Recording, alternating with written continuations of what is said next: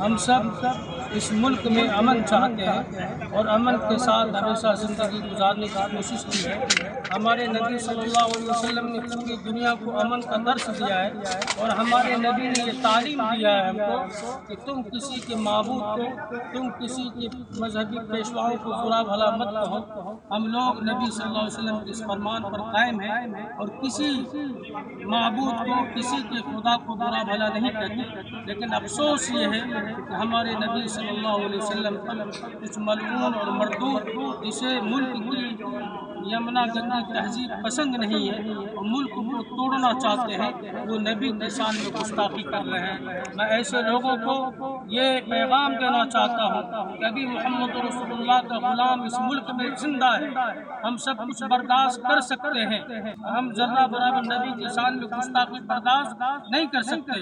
آج یہ احتجاجی جلوس لا کر ہم نے یہ پیغام دیا کہ حکومت وقت ایسے لوگوں کو جلد سے جلد گرفتار کرے۔